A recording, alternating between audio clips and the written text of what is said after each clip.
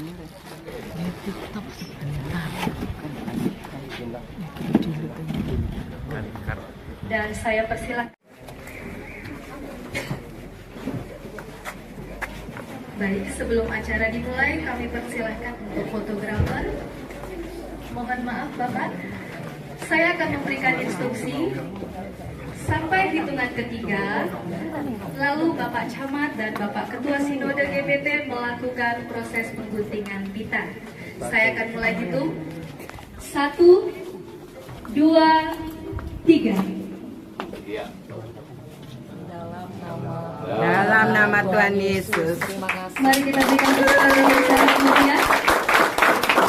Dimohon kepada Bapak Pendeta Dr. Henok Sutopo LTA dan Bapak Mahaluni, silakan memasuki gedung gereja dan diikuti oleh seluruh hadirin yang berbahagia.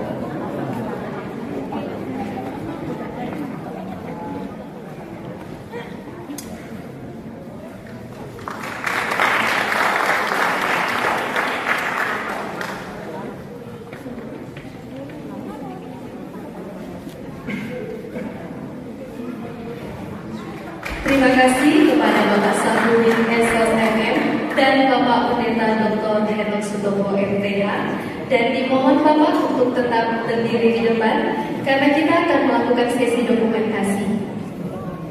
Dan selanjutnya kami mohon kepada Bapak Pendeta Insinyur Adam Eko Julianto STH, Bapak Pendeta Bambang Darmawan SE, Bapak Pendeta Roy Effendi Butar-Butar MPDK, Ketua MPD 4 Ibu Pendeta Efrat Clara Lonasandira STH, kepada Bapak Sabil, Bapak Pendeta Yong MS Polini, Perintis Gereja Ibu Meske dan Bapak Martin Simbong, serta perwakilan gereja Bapak Peter. Dimohon untuk dapat mengambil tempat di depan karena kita akan melakukan sesi dokumentasi.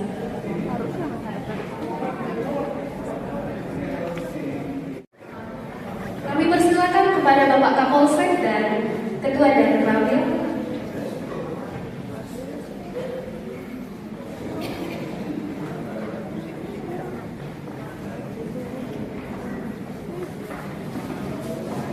Ya, Bapak mohon maaf, boleh naik satu tangga. Kita akan bagi tempatnya karena tidak cukup. Mungkin bisa dibagi. Boleh teman-teman fotografer atau panitia dibantu.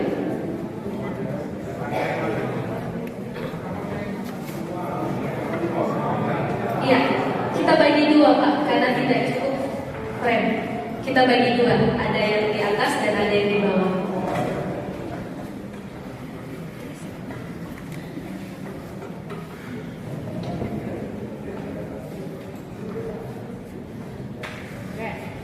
Sini ya, sini. Ayo. Tahan sininya. Oke, boleh jempol. Ya. Oke, kan ya. Ya, tahan dulu. Ambil senyum semuanya. Oke. Terima kasih. Dan kita berdoa buat berkat yang disediakan oleh panitia. Kita berdoa. Segala pujian dan hormat kami naikkan kembalikan kepada Tuhan pada siang hari ini. Sebab kasih dan kebaikan Tuhan telah kami rasakan dalam hidup kami, khususnya dalam melewati acara peresmian gereja yang ada di tempat ini, dan bisa selesai semua karena pimpinan dan pertolongan Tuhan. Dan lewat ucapan syukur, keluarga besar gereja Petrus Tabernakel di tempat ini menyediakan berkat makan minuman buat kami nikmati. Namun sebelumnya kami berdoa Tuhan memberkati makanan ini, supaya di saat kami menikmati makanan ini, itu menjadi kekuatan baru bagi hidup kami. Kami doakan buat semua panitia, jemaat, dan semua umat-umat yang di tempat ini yang sudah menyediakan, yang sudah mengambil bagian dalam menyediakan yang Tuhan memberkati. Kami terima berkat ini dengan ucapan syukur di dalam nama Tuhan Yesus kami berdoa. Haleluya. Amin.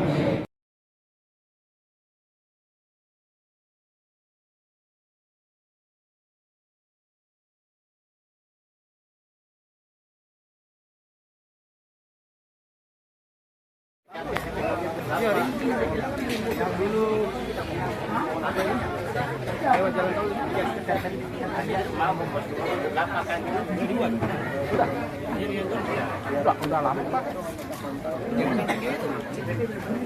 Ya di bawah. Di bawah gereja. Ada udah besar semua. Kerja. Udah kerja, ya saya. Oh iya. Babulu. Mana kerjanya? Babulu. Oh, di bulu. Mana jam? PPU. Masih bisa nyangkul di ladang itu. Kuat. Ya. Masih bisa nyangkul di beton itu kan. Ya masih. Masih. Singkong ada. Oh, dalam ada singkong.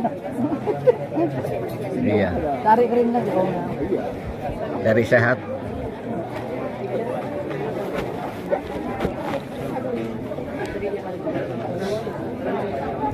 Aku setiap hari nyangkul.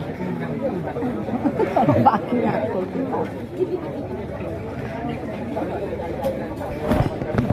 Nyangkul lari-lari.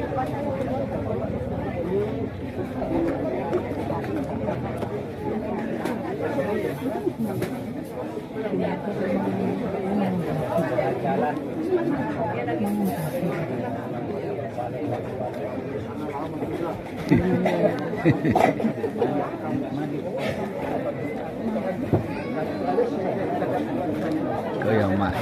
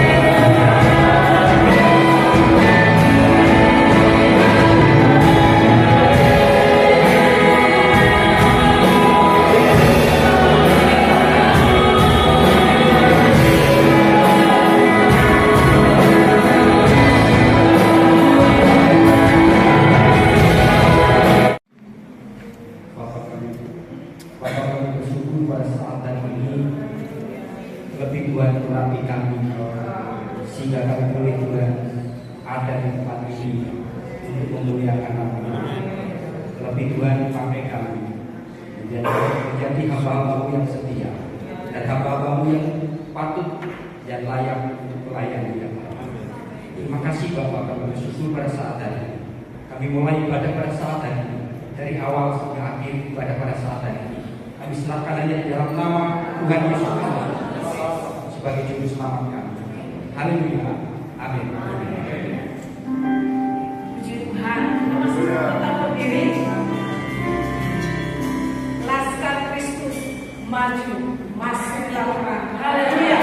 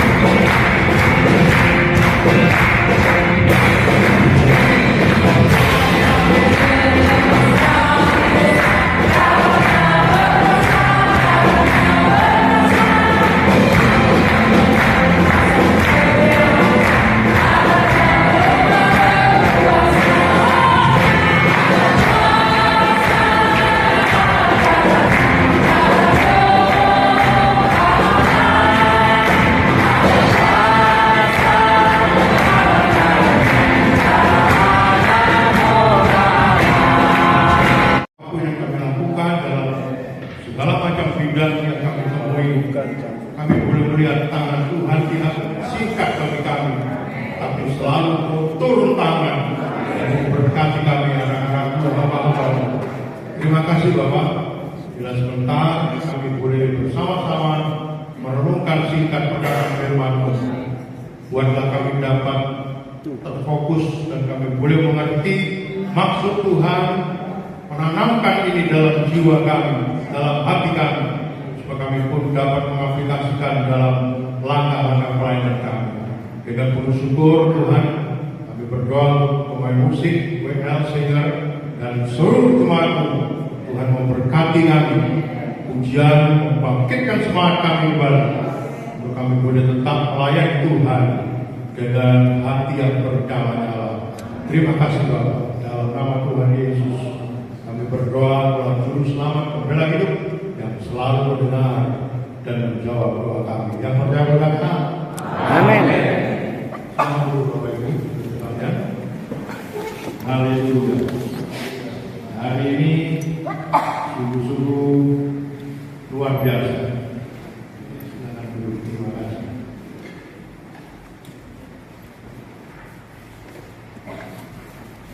Saya datang berempat dengan Pendeta Adam, Pendeta Bambang, Pendeta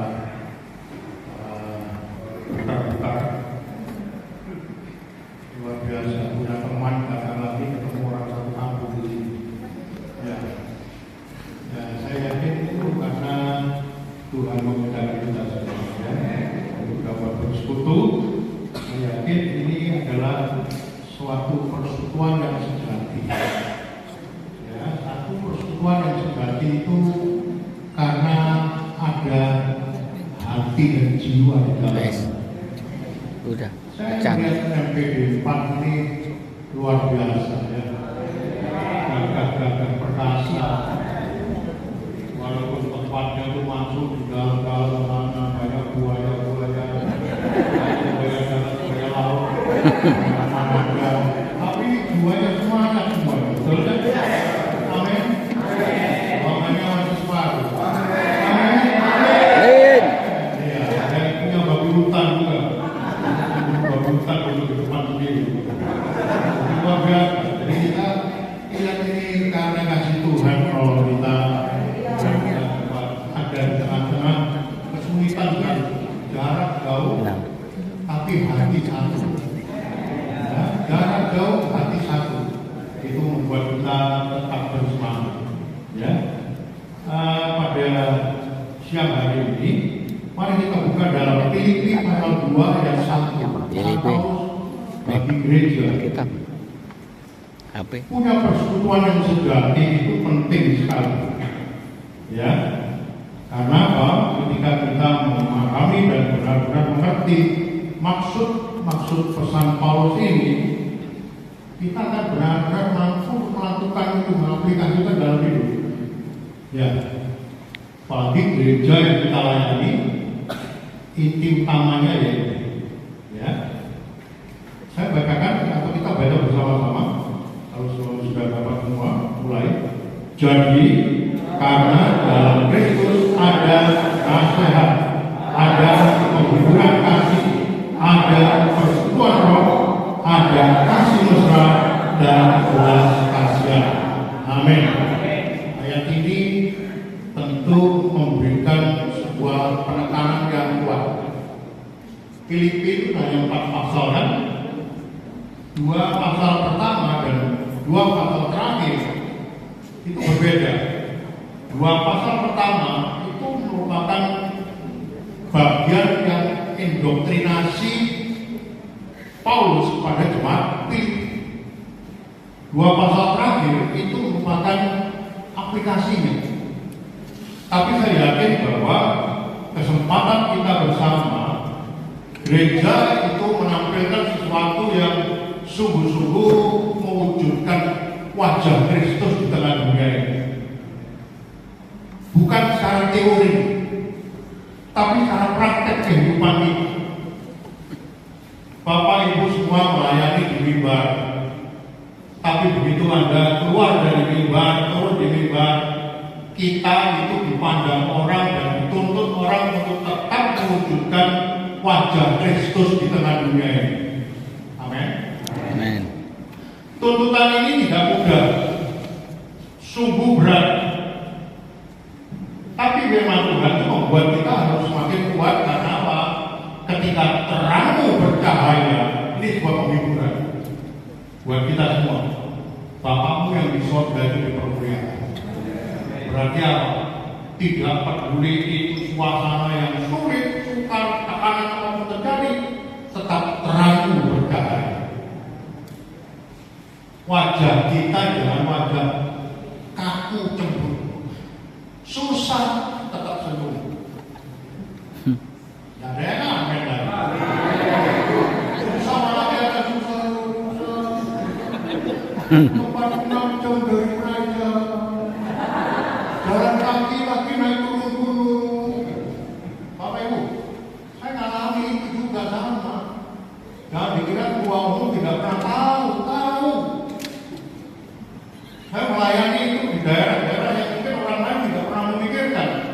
Tahu jarak batu sepanjang 30 km ditempuh dalam waktu 1,5 jam. Apa caranya? Jalan kaki. Itu yang terjadi. Tapi disitulah ketika hatimu betul-betul punya kekuatan dari Tuhan. Aku punya Tuhan yang penuh kuasa. Ya. Berjanji pasti menggenapi. Gereja itu terbangun. Dimusuh orang banyak, tapi gereja itu terbangun. Karena apa? Tuhan yang berjanji, Tuhan menggenapi. lagu ini saya kalau mau tidur itu selalu saya bunyikan itu enak. Di samping tengah apa mau tidur bunyi-bunyi lagu-lagu. Ini lagu-lagu ini selalu favorit saya. Sambil tidur ya Tuhan. Janji Tuhan tidak pernah terbatal. Tapi janji Tuhan itu jadi kekuatan. Lewat masa sukar, masa senang sekalipun, nggak kaget. Dari Rangga ini dulu pernah membantu perintisan saya di Surabaya. Berangkat pagi dari Lawang jam 5 pagi. Rodanya mobil itu lepas, untuk mobil itu tidak terbalik. Saya musuh di belakang, lihat loh, kok dia lari-lari, ada apa?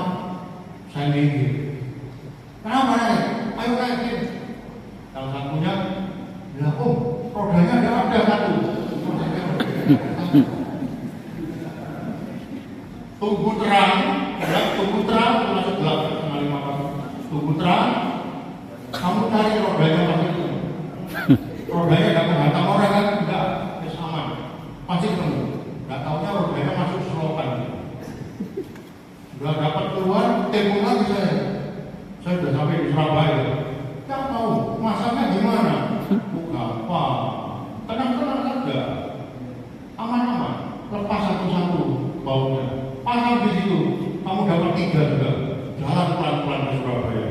Nanti sampai Surabaya saya carikan bau yang lebih besar. Beres. Pulang dengan aman. Walaupun sudah agak rusak mobilnya ya, terus bisa lain. Rodanya begitu, karena dia punya asnya itu berubah.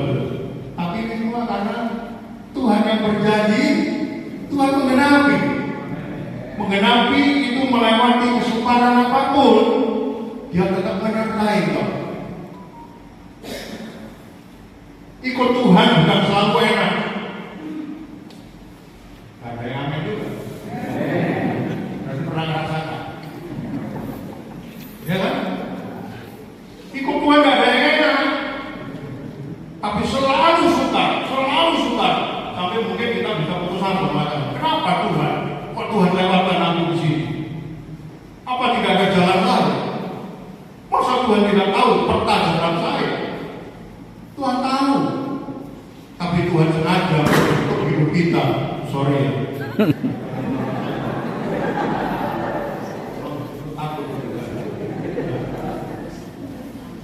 Dia membentuk hidup kita, ini tujuannya apa? Itu tadi menjadi wajah Tuhan di tengah dunia ini. Haleluya. Ya, Bapak Ibu Saudara sekalian, dari ayat ini pun kita harus tahu bahwa sebagai tubuh Kristus yang Tuhan kasihi, kita harus sadar kita ini adalah gereja yang kudus dan am, bersatu, menyatu. Tapi wujud Tuhan itu pun ada dalam karakter diri kita masing-masing. Supaya apa? Ketika Anda melakukan tugas-tugas ini di semua lini kehidupan, engkau tidak gentar, tapi engkau menikmati Tuhan yang berkuasa itu tadi. Ya, saya pernah berkata pada Radha, kamu harus tahu apa arti kata hosana. Ingat ya, hosana itu artinya Tuhan tolonglah kami. Jadi baru hosana, minta tolong membentak-bentak.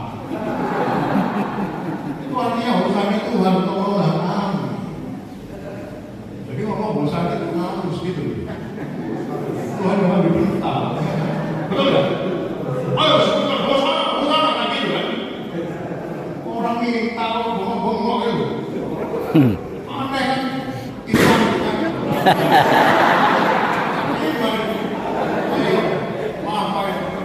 Menghancurkan suasana. Tapi itu semua karena kasih Tuhan bagi kita. Siang-siang ini habis makan biasanya ngantuk kan? Tuhan mau supaya kita hidup kembali untuk memuliakan Tuhan. Nah, dari sinilah kita harus tahu orang-orang yang menjadi percaya kepada Kristus, kuasa dosa yang lama itu sudah dihapus. Jangan kembali lagi. Jangan cari pola-pola yang lama lagi, tapi bangunlah dengan langkah yang tegak mengikut Yesus, walaupun itu susah dan harus bayar mahal. Harus bayar mahal. Makanya jadi pendeta itu nggak gampang ya, nggak gampang, susah. Kalau jabatan pendeta gampang, diklat bulan selesai, nanti nggak perlu berikan. Tapi untuk menjadi pendeta benar, jadi hamba Tuhan yang benar, itu tidak gampang. Sepanjang kehidupan kita ini, wujudkan diri sebagai hamba Tuhan. Gereja Tuhan di bumi ini, gereja Tuhan di Kalimantan Timur, Tengah, Selatan, Utara, semuanya kita harus mampu menampilkan wajah Kristus di tengah dunia ini. Haleluya.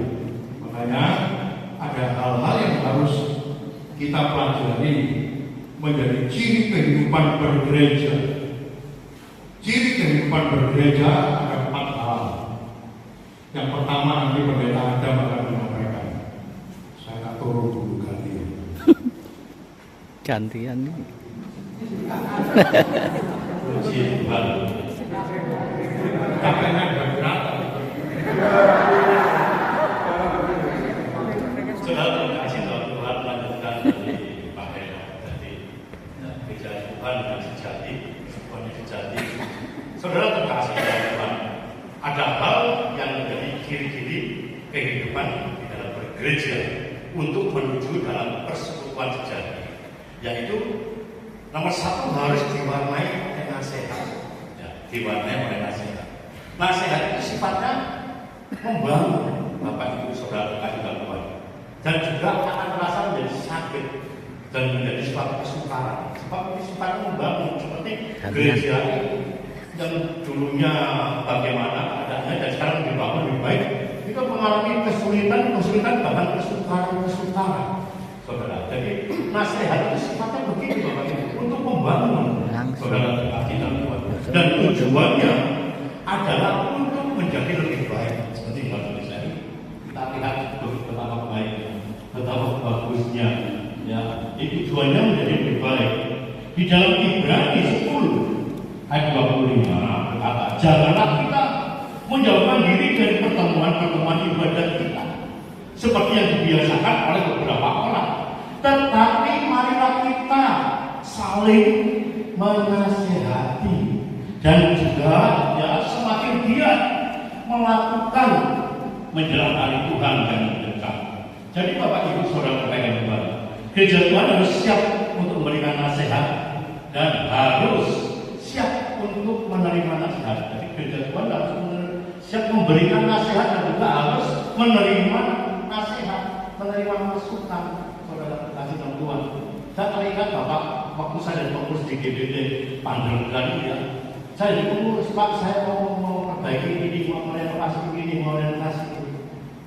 Bapak sama nasional tidak pernah menolak, hanya satu jawabannya, terserah Pak Adam, seperti ojo dihukum ini loh, seperti ojo dihukum, asal membangun untuk kemudian Tuhan silakan. Bagi gereja tidak begitu Bapak Ibu Saudara terkasih dalam Tuhan. Gereja Tuhan harus siap untuk memberikan nasihat arahan kepada jemaat. Bapak juga harus siap ya untuk menerima kritikan atau masukan dari jemaat. Ya, yang tentunya gereja Tuhan itu ini ada seorang gembala sidang yang berurus. Saudara terkasih dalam Tuhan, gereja hari ini kita lihat gereja ini terbangun bagus karena ada masukan yang membangun, ya, ada yang membimbing, ada yang menasihati, ada yang memotivasi. Ini tadi saya kutip dari pernyataan Ketua Panitia Pelaksana. Dia berterima kasih kepada Bapak Gembala Pak Yokowi yang mana telah memberikan nasihat, membimbing, bahkan memberikan motivasi, bukan menjatuhkan. Walaupun itu kegiatan salah, tapi dia selalu memberikan motivasi bahkan semangat saudara yang telah diberikan oleh Bapak Gembala Sidang. Demikian juga dengan sinode GBT yang dipimpin oleh Pak Heno Sutopo, yang selalu menasihati, membimbing, memberikan motivasi. Bahkan saya ini pendeta pembinanya Pak Heno Sutopo. Ditodong ketika tadi di sini maka Pak Heno Firman, tak bahaya Pak. Tapi pokoknya harus siap. yang Bapak mana hasil? Pak Ayah sebagai pembina, pembimbing, ya saya ingin maju saudara terkasih dalam Tuhan. Jadi saudara terkasih dalam Tuhan. Ya. Jadi sinode GBT dipimpin oleh Ketua Umum kita Bapak Enos, Bapak yang selalu menasihati, membimbing, dan memberikan motivasi, walaupun nasihatnya terlalu keras. Ya. Tetapi percayalah itu tujuannya untuk membangun sinode GBT. Amin Bapak Ibu. Tidak mungkin tidak membangun juga Pak Enos Toto terlahir dari pendiri GBT yang mendirikan saat melakukan, tidak akan mungkin seperti gereja ini yang didirikan oleh Bapak Pembahara Pak Yokori membangun. Tidak mungkin putra-putranya nanti akan merobohkan, tidak, dia akan membangun lebih baik.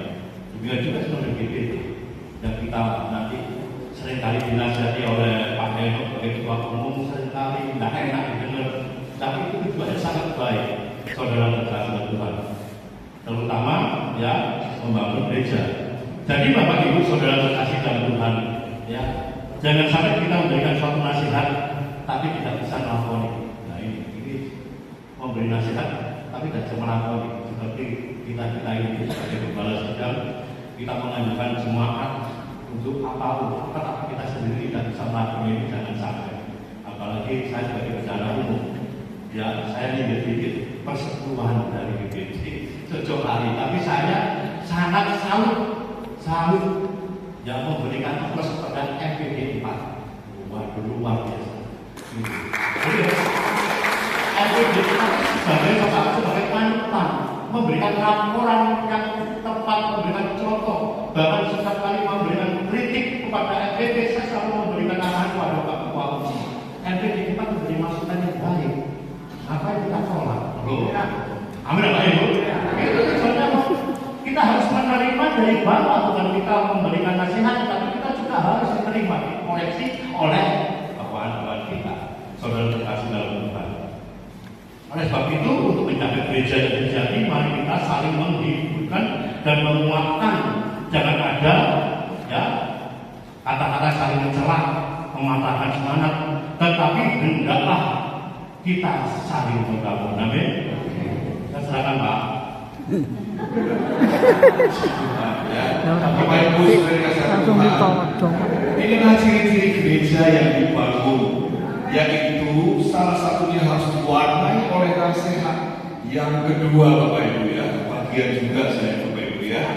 Yang kedua, gereja yang sejati, persekutuan yang sejati, selain harus diwarnai oleh nasihat, dia juga coba lihat di Filipi pasal 2 ayat 1, coba dibuka lagi. Jadi karena dalam Kristus ada nasihat dan penghiburan, harus diwarnai oleh nasihat dan penghiburan. Yang kedua, harus ada persekutuan roh.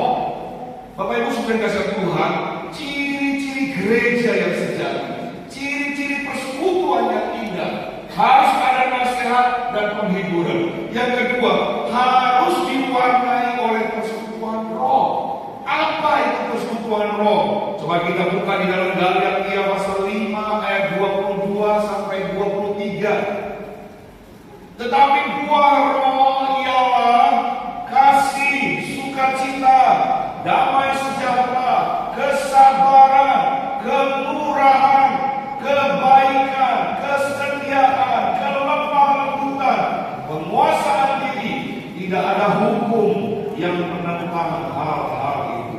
Apa yang dimaksudkan dengan persekutuan yang harus diwarnai oleh persekutuan roh?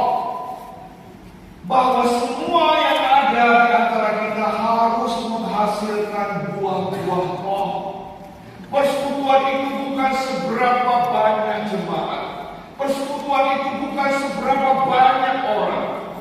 Saya bilang sama anak-anak saya tidak minta kamu setia dan sukses, tapi saya minta kamu setia dan taat.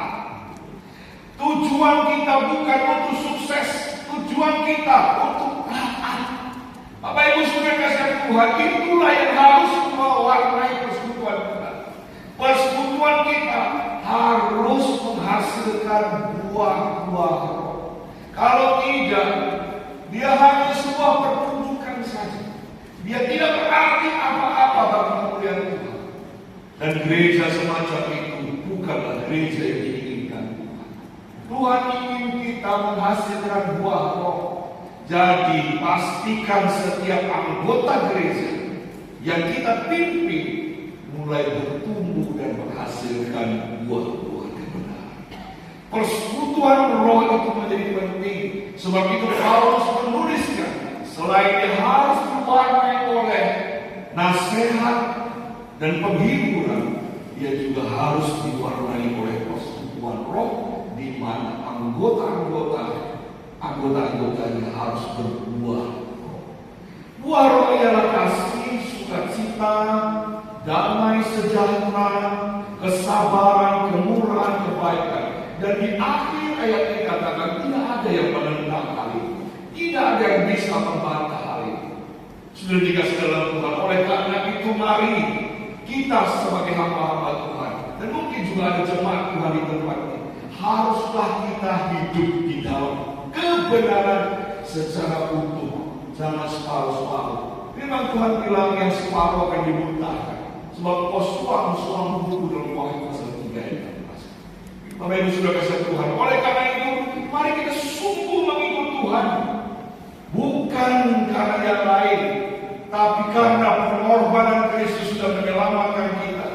Kita dipanggil untuk menjadi hamba-hamba Tuhan. Sekali maju takkan mundur, takkan menyesal untuk menjadi hamba Tuhan. Karena ada hamba Tuhan yang mundur jadi hamba Tuhan karena kuat. Aneh saja. Bagaimana dengan panggilan awal? Oleh karena itulah, mari kita sama-sama memperbaiki dari motivasi kita. Kita dipanggil bukan untuk sukses, kita dipanggil untuk setia. Amin. Kalau Ibu sebagai Tuhan, Tuhan adalah Tuhan yang pelihara kita, Tuhan yang menyandang dan mengangkat kita. Jangan takut, sebab Tuhan tak pernah meninggal. Ada sebuah lagu yang ini. Ku tahu Tuhan peliharaku,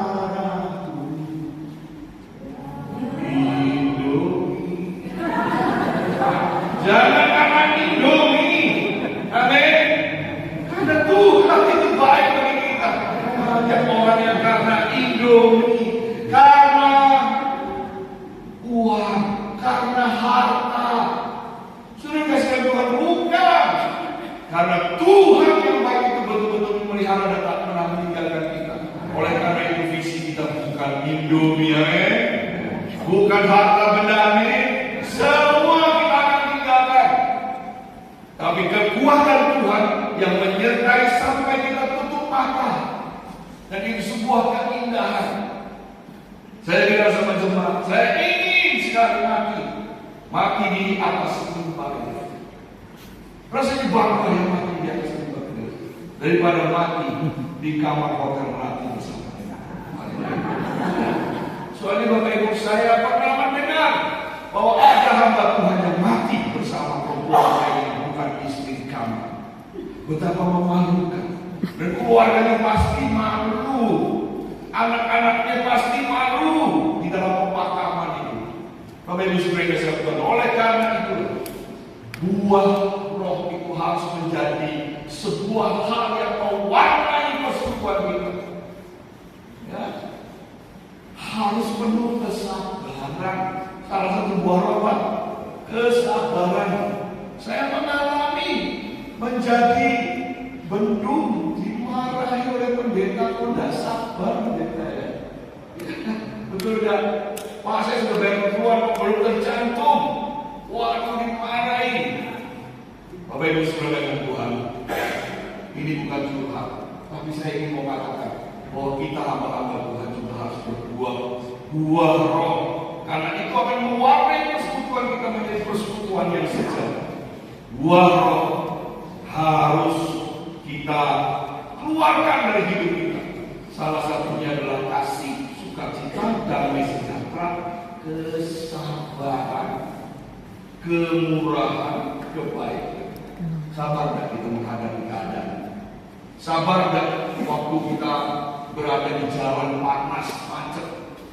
Sabar tidak kita menghadapi orang yang tidak sesuai dengan kita? Harus sabar. Ya, harus sabar. Sabar nggak kita menghadapi anak-anak? Sabar nggak kita menghadapi istri atau suami? Harus sabar. Sebab kesabaran itu mendatangkan kebaikan. Ya. So, kamu nggak sabar Bapak-Ibu, tekanan darah tinggi. Betul nggak? Lagi mau hidup terus mati. Angel loh. Orang kalau mati itu harus diteguhkan. Betul nggak? Bapak pernah menghadapi jemaat yang meninggal? Itu kalau udah seperti gini kan, itu terasa. Balik itu. Waktu kalau engkau meninggal dalam posisi berdoa, kamu kesabaran, nggak ngerepoti orang. Kalau diri ngerepoti orang, seperti mana? Apa itu sebagai sabar? Oleh karena itu harus berbuah kesabaran juga. Coba bilang ke sebelah, ojo kamu tadi. Kita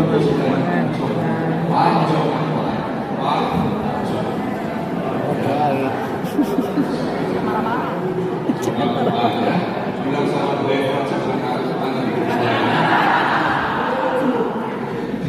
bilang sama anggota yang jangan kamu kan kalau ditagih keluar ya. Ciri kedua yaitu persekutuan kita harus diwarnai oleh persekutuan roh, yaitu semua kita harus menghasilkan buah-buah. Kita lihat ciri yang ketiga dari gereja yang sejati. Saya undang teman saya. Belum pernah khotbah begini kan? Baru kali ini. Haleluya. Seru Bapak Ibu ya. Saya baru tahu ternyata Jawa itu, Pulau Jawa itu dengan segala hal yang banyak di dalamnya, rupanya bermuaranya di sini. Muara Jawa. Jadi Jawa Barat, Jawa Tengah, Jawa Timur itu bermuaranya di sini. Dan itu terbukti Bapak Ibu. Ibu kota negara itu pindah ke sini. Yang tadinya itu Jawa sentris, semuanya fokusnya Jawa. Tapi mulai hari ini jadi fokusnya Jawa, fokus Indonesia. Mata Indonesia akan tertuju ke Kalimantan ini, khususnya ke MPD 4. GBT matanya akan tertuju ke sini karena di sini ada ibu kota negara. Puji Tuhan, terima kasih. Tadi Bapak bilang kita harus sabar. Untuk sabar, ada satu hal yang bisa membuat kita sabar, yaitu kalau kita cinta sama dia. Kalau kita cinta sama istri kita, saudara, semakin kita cinta, semakin kita sabar. Betul ya? Nah, cinta itu tadi salah satu cirinya itu adalah kasih mesra. Ada kemesraan yang akan membuat kita terus berkelanjutan. Bapak Ibu bicara soal kasih mesra sebagai salah satu ciri persekutuan yang tiga tadi, itu bicara soal harmonis. Orang mesra-mesraan itu, waduh, ini makin harmonis ya. Hubungan suami istrinya harmonis loh. Berarti dianggap mesra, Bapak Ibu. Nah, tahukah saudara, apa itu harmonis? Harmonis itu adalah perpaduan dari sesuatu yang berbeda. Kalau boleh, saya bisa dibantu oleh pemain keyboard tadi. Saya lihat tadi mainnya jago, bagus. Kalau bisa boleh dibantu untuk memencet beberapa nada. Karena harmoni itu orang musik udah paling tahu. Ya, bicara soal harmoni itu orang musik paling tahu. Karena harmoni itu berbicara tentang perpaduan. Kayak taman kita ini harmoni. Karena satu ada yang gendut, satu ada yang agak panjang, satu panjang banget, saudara. Ini harmoni. Kalau salah satu hilang itu nggak enak. Jadi yang gendut juga perlu, Bapak Ibu. Tapi memang perlu. Yang kurus tinggi nggak perlu. Semua perlu. Nah, bicara soal harmoni itu bicara tentang perpaduan yang berbeda. Dalam musik kita tahu ada kunci C, akord, ya, kunci G dan sebagainya. Tapi tahukah saudara bahwa satu kunci itu terdiri atas beberapa nada? Kunci C misalnya, boleh bukan C? Itu C, keren. Tapi C itu terdiri dari 3 nada. Yang pertama nada C, coba. Itu nada C. Nada E, itu nada E. Nada G, itu G. Kalau cuma satu yang dibunyikan, itu kurang Bapak. Kurang. Tapi kalau 3-3-nya dibunyikan, itu baru mantap. Itu harmoni. Dan setiap nada itu ternyata punya frekuensi yang berbeda Bapak. Dia punya frekuensi masing-masing. Saya menemukan bahwa frekuensi dari nada C itu 261,63 Hz. Frekuensi dari nada E 329,63 Hz. Frekuensi dari nada G itu 392. Beda-beda Bapak. Tetapi ketika itu dibunyikan bareng-bareng, sekalipun yang dia punya frekuensi tinggi, yang satu punya frekuensi rendah, dan begitu dipencet bareng-bareng, harmoni. Ya. Nah, kadang-kadang di dalam dunia musik dia lebih improve lagi, bukan cuma kunci dasar saja C, tapi ada C mayor 7. Coba Pak, C mayor 7. Wow, lebih enak lagi ya. Agak-agak jazzy kalau anak muda sekarang. Lebih begitu. Itu karena ketambahan nada ke-7. Ketambahan nada B kalau dia kunci C. Dan itu walaupun agak membuat jadi begini-begini. Kan kalau orang-orang piano ini kalau dia sudah masuk ke nada-nada major 7 gitu, mainnya agak begini. Betul ya? Nariknya saya tahu kenapa. Jadi saudara-saudara, kalau ada di antara kita itu ada ke-7 yang bikin agak aneh, itu biar harmoni. Amin. Jadi nggak ada yang aneh di antara kita. Semua itu unik. Jadi nggak boleh lagi kita ngomong dia aneh banget ya. Dia aneh banget ya. Doktrinnya aneh banget. Unik nih, Bapak Ibu. Ya. Semua itu bicara soal keunikan. Saudara-saudara, tahukah kita bahwa kita harus bisa punya sikap yang menerima segala keunikan itu dan memakai semua keunikan itu supaya bisa dimainkan luar biasa. Bukankah ini yang menjadi nilai GBT? Saudara, ke depan itu kita perlu menghafal 8 nilai GBT yang dicetuskan oleh founding father, yaitu Bapak Pendeta Gerson Sutopo. Ada 8. Saya mencoba untuk menjadi teladan. Saya harus hafal nilai itu, saya pikir sebelum saya ngomong ke teman-teman. Saya coba buat main mapping ya, bagaimana menghafal itu dengan mudah. Yang pertama, nilai GBT adalah persekutuan kekeluargaan yang dibangun dengan sadar melalui berdoa dan berpuasa. Jadi kalau ada anggota yang nggak suka bersekutu, berarti itu bukan GBT. Yang kedua, itu adalah saling menghormati dan mendukung sebagai tubuh Kristus. Jadi kalau ada anggota GBT yang tidak menghormati dan tidak mendukung ketua MPD-nya, dia bukan GBT. Yang ketiga, dia menjadi pemimpin yang berkualitas secara karakter, secara kompetensi, dan chemistry dalam pola pikir rangka pola pikir tabernakel. Yang keempat, dia seorang imam yang harus melahirkan imam. Jangan sampai kemudian perpindahan kepemimpinan itu tidak terjadi di gereja kita.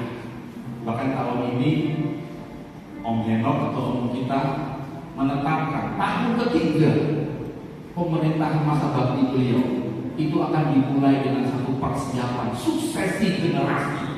Wow, siap-siap yang muda-muda ini, kita yang muda-muda ini akan mengambil peran-peran penting. Jadi imam harus melahirkan imam. Di gereja lokal juga begitu. Bagaimana supaya kita sebagai gembala itu punya pengganti, utamanya anaknya sendiri. Kita dorong anak kita untuk mereka juga menjadi hamba Tuhan. Imam melahirkan imam. Yang kelima, dia mendukung. Dia menjadi orang yang mampu berkorban, pelayanan yang rela berkorban. Jadi kalau di GBT, jangan, kita harus mau punya jiwa yang berkorban. Tapi harus dimulai dulu dengan setia membayar persepuluhan. Minimal itu dulu Bapak Ibu. Jadi kalau ada anggota GBT yang tidak mau bayar persepuluhan, sebetulnya dia belum GBT, karena itu nilainya ditanamkan sejak dulu. Rela berkorban, pelayanan yang rela berkorban. Yang ketujuh itu adalah mendukung keunikan pribadi sebagai karunia lokal yang dikembangkan dalam gereja lokal. Kita menghormati setiap karunia-karunia rohani di gereja lokal. Dan yang terakhir, menjadi figur bapak dalam keluarga dan pelayanan. Kita harus menghidupi nilai-nilai ini Bapak Ibu, sehingga kita bisa mampu untuk berharmoni di dalam perbedaan kita. Kita nggak cepat terpancing untuk kemudian menghakimi dan menyalahkan, karena setiap kita ini adalah anggota tubuh Kristus yang unik, yang mungkin tidak terlihat ada perannya, ada yang menjadi tangan, kaki dan sebagainya. Tema Rakernas kemarin banyak anggota, tetapi satu tujuh. Saya pernah punya pengalaman waktu saya masih di Sumatera pelayanan. Kami bikin komsel gabungan Bapak Ibu. Lalu saya sharing soal hal ini. Saya tanya sama jemaat, Bapak Ibu dalam tubuh Kristus kira-kira jadi apa? Bapak satu bilang, Om, saya kayaknya jadi kaki Om. Kenapa Bapak jadi kaki? Kan motor saya suka ditunjuk sama Om Roy kemana-mana berpelayanan. Oh iya, bagus saya bilang. Sampai ngasuk lagi Om motornya patuh saya bilang. Lalu yang satu bilang, oh saya sebagai mata, sebagai tangan. Kenapa? Nggak tahu, saya suka bantu-bantuan di gereja, bantu masak, bantu bikin bagus. Oh, saya sebagai mata, kok bisa Bu? Saya suka dapat penglihatan Bu. Mimpi penglihatan. Oh bagus. Dan semua saya gilir sampai kepada satu tuan rumah, Mbah Gito namanya, Mbah Gito perempuan. Saya tanya, Mbah dados nopo? Saya bilang, jadi apa? Dia nggak ngerti, dia malu, dia bilang, enggak ya, dia tahu ngerti. Suaminya malu, Mbah Gito lanang. Tiba-tiba mohon maaf dia ngomong dalam bahasa Jawa begini. Dia bilang, kue ini jadi slep. Wah, semua orang jadi ketawa. Yang nggak tahu itu bahasa halusnya dubur. Dia teriak mempermalukan istrinya. Kok ini jadi slep katanya. Waduh, orang semua ketawa, istrinya malu. Saya langsung bilang begini sama suaminya, Mbak, saya tanya Mbak, kalau Mbak hari ini makan enak buahnya, terus besok makan enak buahnya, terus nggak bisa buang air besar karena mampet di bawah. Makan lagi kenyang, tapi nggak bisa buang air besar. Bagaimana Mbak? Yuraina anak begitu, perutnya bugang. Lah, berarti si Mbak ngomong mau, yang Mbak ngomong tadi itu penting apa enggak? Saya bilang, dia begitu, penting sih. Walaupun dia tidak terlihat dan terkesan bau, tapi dia penting bagi kebutuhan kita. Karena itu ada hal lebih penting lagi dari yang disampaikan oleh Pak. Silakan Om.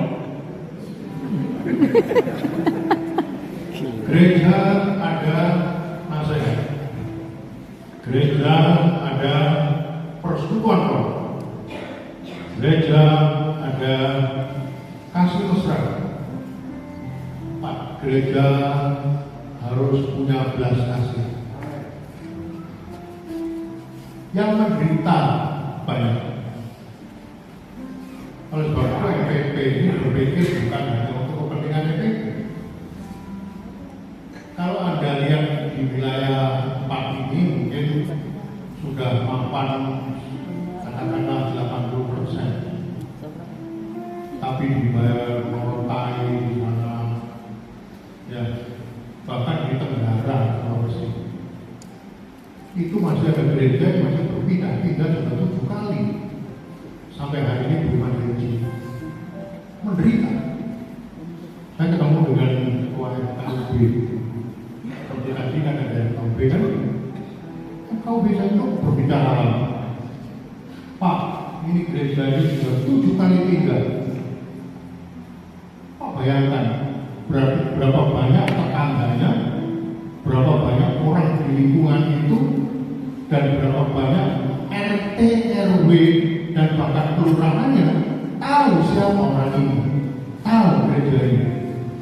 Saya tanya Pak, apa solusi kita? Tolonglah. Dia nggak bisa ngomong. Menderita.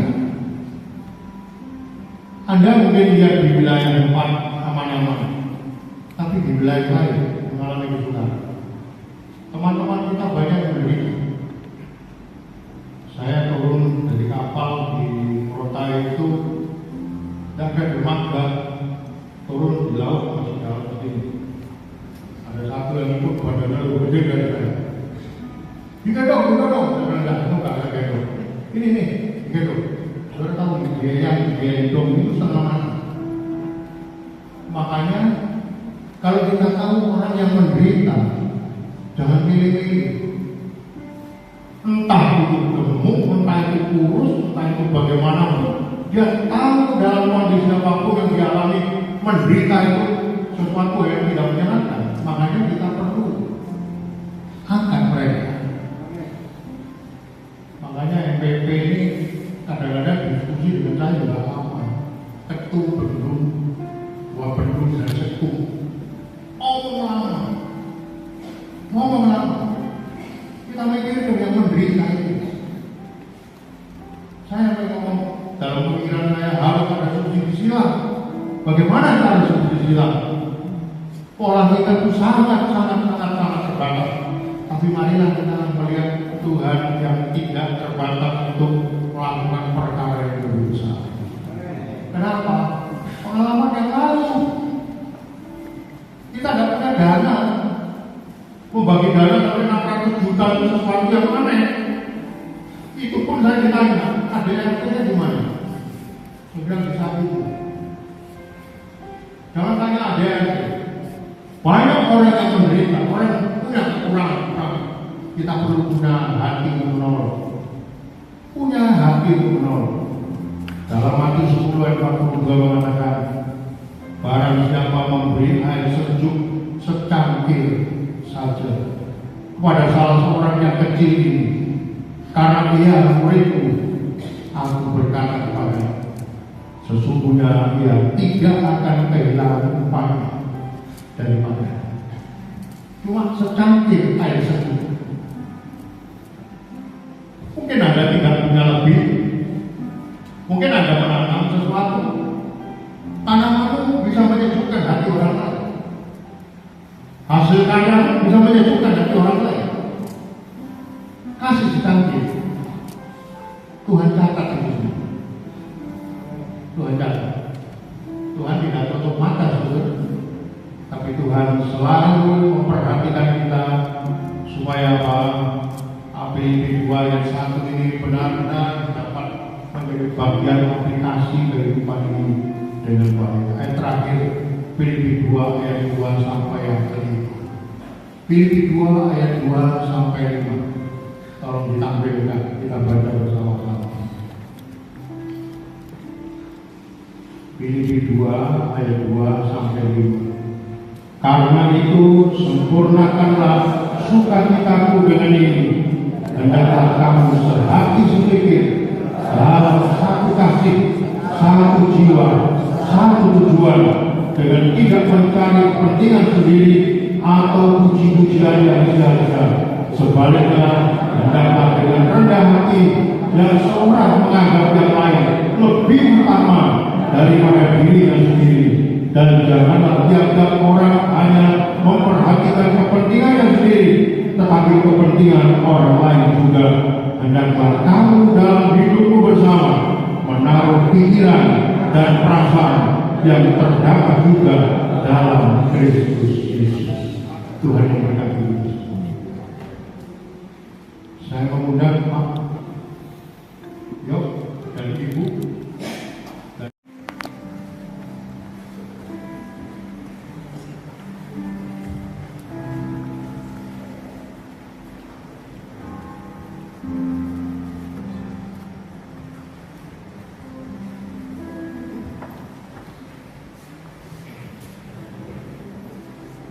Pak Roy akan membacakan second.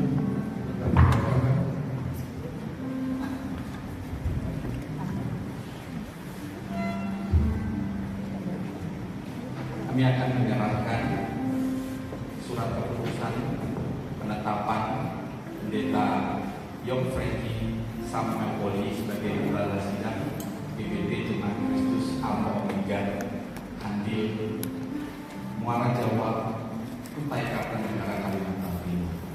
Surat keputusan nomor 162 garing SK garing 100 garing MPP GBT garing 9 garing 2023 tentang penetapan Pendeta Yok Franky Samuel Poli sebagai Gembala Sidang Gereja Petro Tabernakel Jemaat Kristus Alpha Omega Jalan Ahmad Yani dan Sahabat RT 13 Handil 2 Muara Jawa, Kutai Kartanegara, Kalimantan Timur. Dengan rahmat Tuhan Yesus Kristus, Tuhan dan Kepala Gereja dari Gereja Petro Tabernakel menimbang dan seterusnya, mengingat dan seterusnya, memperhatikan dan seterusnya, memutuskan, menetapkan.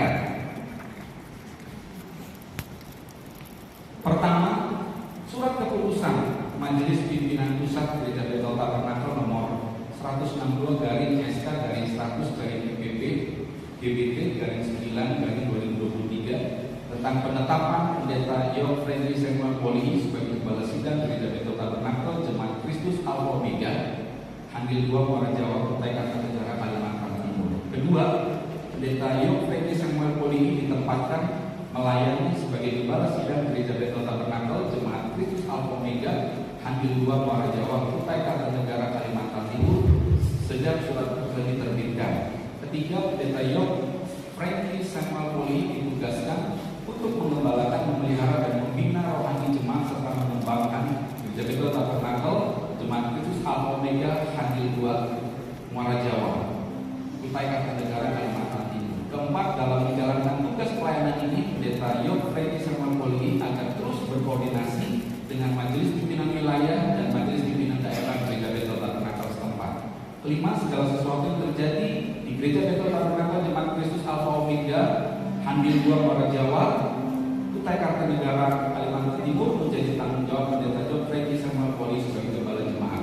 Keenam, segala sesuatu yang belum diatur dalam surat keputusan ini akan ditentukan kemudian oleh Majelis Pimpinan Pusat Gereja Petro Tabernakel. 7. Surat keputusan ini dibuat dan berlaku sejak tanggal ditetapkan dan akan diperbaiki sebagai mana mestinya apabila terdapat kekeliruan di dalamnya. Ditetapkan di Surabaya pada tanggal 5 September 2023 per hari ini. Majelis Pimpinan Pusat Gereja Petro Tabernakel Ketua Umum Pendeta Dr. Henok Sutopo MPH ditandatangani. Sekretaris Umum Pendeta RPD Putar-Putar SPDK ditandatangani. Tembusan pada Ketua MPD 4, Ketua MPD Balikpapan dan Aksi.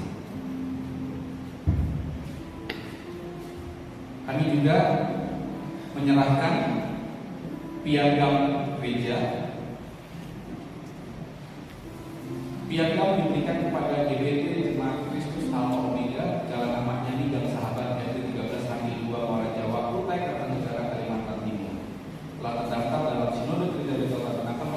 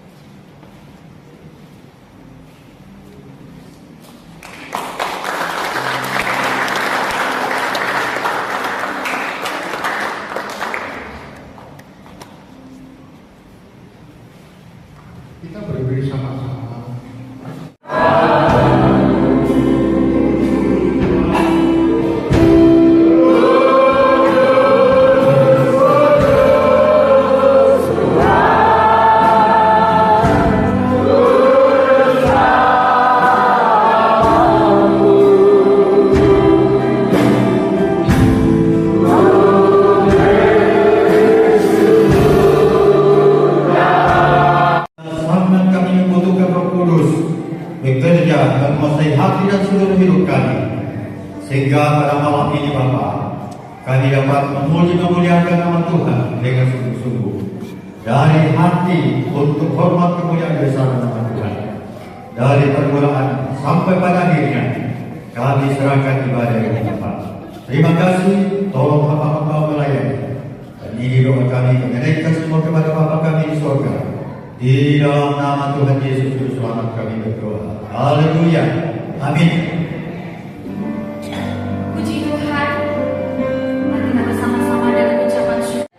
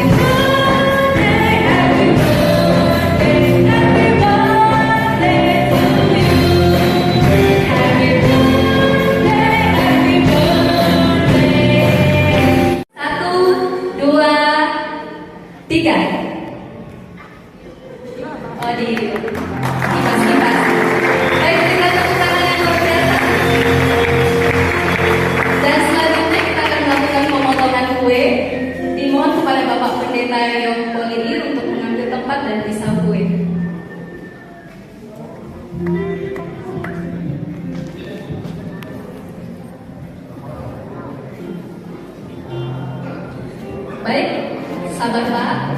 Belum.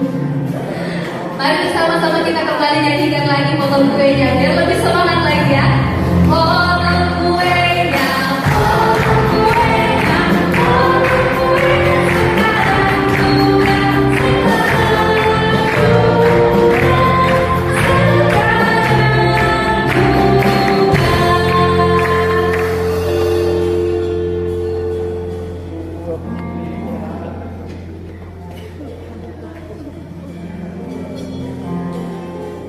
ya. Kemudian saya akan hitung 1 sampai Itu hukum ini ya. Nah, lalu kalau tentang Injil saya nggak perlu katakan lagi ya. Nah, ini sekarang tentang Pentakosta pada masa kini. Nah, ini kalau Anda lihat pada slide berikutnya itu, kalau untuk slide berikutnya itu ya.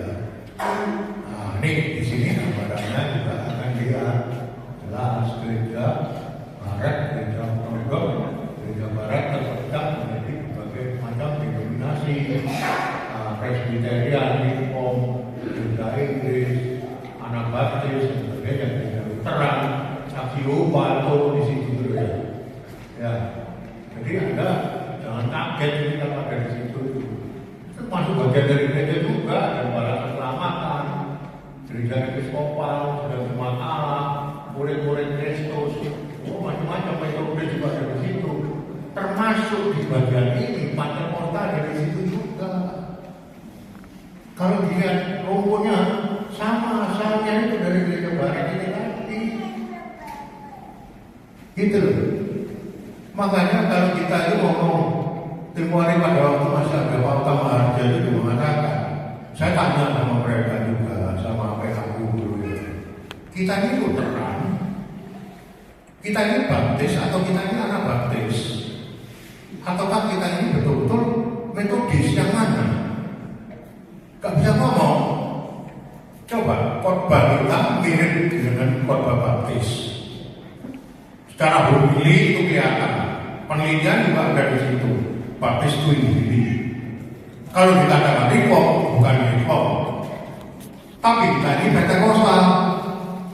Teman saya datang ke Indonesia tanya, kamu ini teologiamu apa sekarang? Kamu dulu sekolah seperti ini. Nah, saya bilang ya, aku ini semi baptis Pentecostal reform. Bingung. Semana? Kenyataannya di Indonesia ini gini, gerejaku ini gini. Semi baptis dia. Kalau khotbah selalu ada 3 poin kan? Tuh. Metodis sama juga 3 poin. Reform teologianya, intinya penjabarannya itu reform. Makanya saya ngomong aku Pentecostal reform. You don't stand on the fence. Kamu jangan berdiri di atas pagar. Ngomong gitu. Separuh sini, separuh sana. Pilih yang mana? Udah bisa. Itu aku suka di pagar, ada apa-apa. Itu temanku tuh. Lulusan dari Faris Bible College di Singapura, datang ke Indonesia hanya untuk menanya, aku tuh teologiamu apa? Terus saya bilang, kampret tuh, datang jauh-jauh dari Singapura sini cuma tanya status teologi apa? Tanya sekali lagi, kamu status teologi balik apa? Dan kembali lagi ngomong, aku real baptis, wis. Kamu baptis orang banyak, masuk kolam terus ya. Jadi itu yang terjadi. Nah, Pentakosta masa kini itu sekarang ya, Bapak harus tahu beberapa pernyataan penting muncul. Membangun sebuah teologi tentang pengalaman gereja masa kini bersama Roh Kudus. Betul ya? Dan memang ini harus jadi tanda kita. Memang tanda Pentakosta itu Roh Kudus. Ini dari awal kan? Kita tidak bisa membatasi itu semua dan kita tidak boleh membatalkan itu semua karena perkataan firman Tuhan, perkembangan gereja awal dari Kisah pasal 2, pasal 8, pasal 10, pasal 19 itu semua rentetan terus ya, sampai akhirnya sebuah hubungan antara Pentakosta dan baptisan Roh Kudus. Nah ini istilahnya baptisan Roh Kudus itu sama dalam pemikiran orang reform itu tidak cocok. Kita percaya Yesus, sejak kita percaya Yesus kita dimeteraikan dengan Roh Kudus. Itu reform. Injili. Tapi dalam Pentakosta ini kita butuh baptisan Roh Kudus untuk penggenapan firman Tuhan. Nah, gitu kan? Nah, saya lebih mengatakan baptisan Roh Kudus itu karunia untuk mengembangkan lebih lanjut apa yang menjadi meterai kita ini dalam wujud hidup iman Kristen yang sesungguhnya. Seberapa jauh Anda mewujudkan Roh Kudus bukan cuma sebagai meterai, kan dalam semua bidang kehidupan kita. Banyak orang Pentakosta enggak, ini baptisan Roh Kudus, namanya polanya itu. Kalau masih mati hari Pentakosta, 10 hari kita mesti doa puasa untuk berdoa terus. Ya kan? Pernah tahu? Pernah alami? Terus dengan adanya baptisan Roh Kudus ada karunia bahasa liga. Wah, ini lagi Pak Eno ngomong ini kasar dari Thailand itu. Ini orang Pentakosta itu DBT kan Pentakosta kan? Bisa sakit itu nanti. Saya catat itu ada 130 bahasa roh yang ditulis oleh orang dan itu dibunyikan. Dan itu dibunyikan. Hati-hati ya saudara. Iya. Saya punya pertanyaan. Ada 130 kata-kata. Bentar ya.